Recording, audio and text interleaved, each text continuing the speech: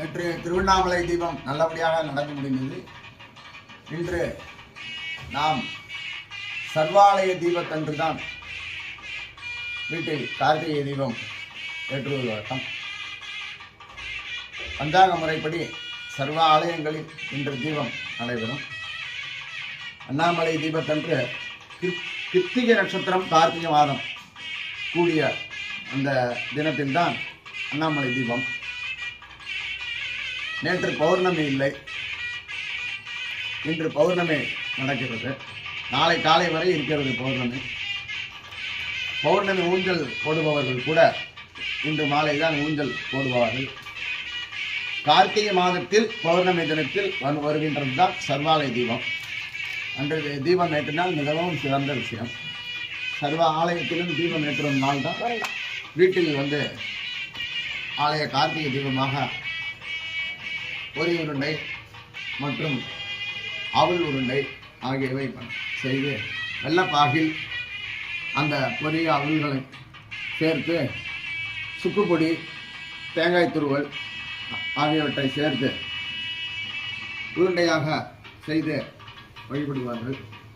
ஏன் நெல் பொரி என்றால் அக்னி பகவானுக்கு பல் கிடையாது. அன்று அக்னி பகவானுக்கு நெல் பொரி வழிபாடு மிகச் சிறந்தது. ஒருவருக்கு தான் செய்ய வேண்டும் என்பது இல்லை என்பதால் விஷ்ணுவுக்கு குசேலருக்கு அவள் கொடுத்தது போல் விஷ்ணுக்காக இந்த அவள், பிள்ளையாருக்கு வெல்லம், இப்படி 3 வகை திரவியங்களை சேர்த்து நைவேத்தியமாக படைக்கப்படுகிறது. இதை தவிர தேங்காய் பழை, மத்தளவாக்கு ஆகியவை நீங்கள் வீட்டில் வைத்து பூஜனை செய்து சிவபெருமானையும் அனைத்து தெய்வங்களையும் வழிபடலாம். இல்லத்தில் நல்லொளி வீச இந்த தீப ஒளி திருநாளை,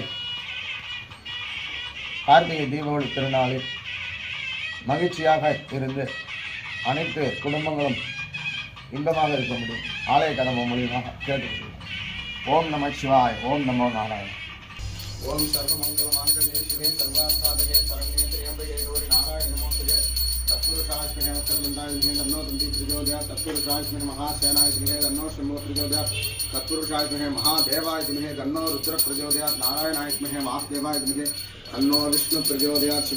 சிவசிவா ருத்ரா நீலகண்டா பரமேஸ்வரா சர்வேஸ்வரா சதாசிவா மகாதேவா மிருத்யுஞ்சா உமா மகேஸ்வரா பார்வதி பரமேஸ்வராய தன் நமः. திகம்பரா தில்லையம்பல நடராஜ சுவாமினே நமः. महादीपं सर्वकर्पूर नीराञ्जनं दर्शयामि.